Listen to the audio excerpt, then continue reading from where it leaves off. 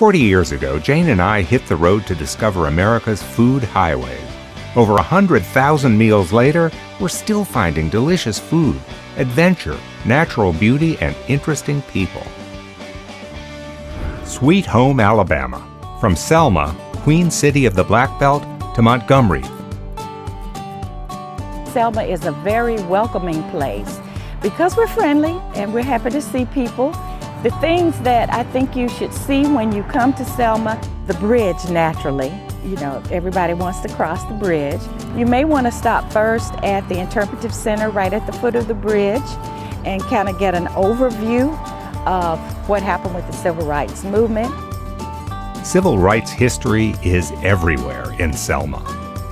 The Brown Chapel Church is located in a housing complex, and there are many plaques along the way that tell much about Selma. I like the food in Selma because I don't have to cook. There is the Downtowner, then there's the Golden Ranch barbecue place if you want to eat there. There's Laney's, and they have the best barbecue and the sauce. Laney's is a Selma institution, a destination for lovers of pit-cooked meat for over 70 years. It's got all the good stuff you'd expect, plus an array of outrageously piled-high barbecue specialties so tall that they're virtually impossible to eat without catastrophic dripping, dropping, and utterly delicious mess-making. Needless to say, you need a knife and a fork and plenty of napkins. Consider the Swamp Burger. That's a towering sandwich that consists of a double cheeseburger, a slab of bologna, a fistful of pulled pork, a sheet of crisp pigskin, and plenty of sauce. The ribs are definitive Deep South. And of course you want barbecue beans and cool potato salad and a plateful of creamy sweet corn nuggets. Exploring Selma from its old gracious neighborhood homes to its wide downtown boulevards is an up-close encounter with the soul of a region where the past is not forgotten. As you travel these colorful streets, you know you could be nowhere else but Alabama. Montgomery, Alabama's capital, was home to both Hank Williams, country music's first superstar, and Martin Luther King, pioneer of the 20th century civil rights movement. The legacy of these two towering figures, so different in so many ways, defines a city with a complex personality. Come hungry, and Montgomery's diversity is a never-ending banquet, whether you're looking for a sassy chili dog, Southern comfort fare, or a Gulf Coast seafood feast. It's a city where history is front and center everywhere you go. History from long ago, and history that in some ways is still unfolding. At the Civil Rights Memorial Center, a circular black granite tablet records the names of leaders of the civil rights movement and chronicles its history. The city of Montgomery and people who live here are always happy to have visitors. And I think that the people here are nice and welcoming. But how about something good to eat? How about real Southern barbecue? Brenda's is as small as a restaurant can be. It's all takeout, no indoor seating at all. But if you like expertly smoke-cooked meats with all the fixins, big slabs of ribs in particular, you'll be happy to take it on a picnic or dine off the dashboard of your car.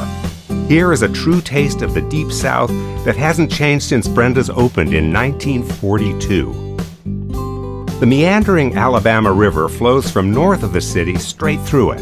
One wonders if it wasn't some kind of inspiration for native son Hank Williams when he wrote, "I'm lost on the river of life."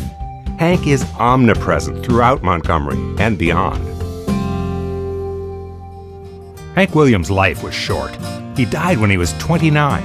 But in those few years, the songs he wrote and performed became the very foundation on which American country music has been built. He had a love for music, and that love for music came from a man by the name of Rufus T. Top Payne, and a lot of people don't know about him, but he was a black gentleman that helped Hank Williams come out of his shyness, and so he taught him the chords on how to play the blues and how to entertain, and Hank Williams then in turn became very popular, not only in Montgomery, Alabama, but around the world. And from here, he streaked across the country like a whirlwind, his life full of excitement, adventure, and chaos. His final resting place is the opposite of all that, a peaceful plot of land, serene and meditative. Here at the Stockyard Grill, cattlemen come for bountiful meals of juicy beef and all the trimmings. Everything is made using old family recipes, followed by fantastic from-scratch dessert, including creamy buttermilk pie. I had a vision to put together like a little transportation cart to take people through Montgomery to expose them to hidden truths, but there's so much more to the story. This is the front of the Empire Theater.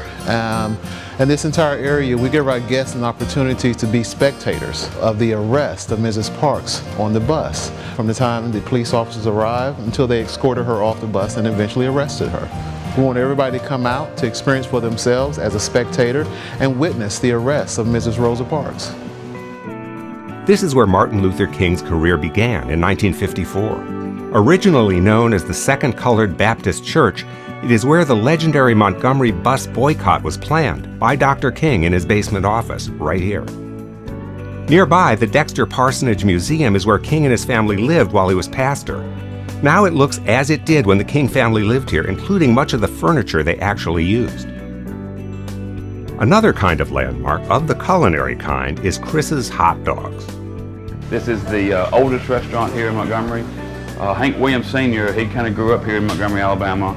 He would sit up here at our bar, he'd come and get a hot dog, he'd grab a napkin and start writing. Rumored he wrote, "Hey, good looking," sitting in my bar.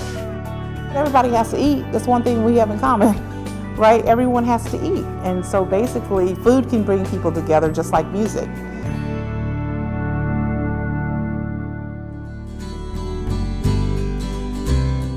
An entirely different food experience, one that's very modern, is what you're going to find at Derk's Filet and Vine. It's a breezy cafeteria with a wide selection that ranges from classic square meals to modern twists on vintage recipes to sunshiny health food. It's also a butcher shop and a stupendously colorful source of countless beers and fine wines. It is the definition of Southern hospitality here. We love it here.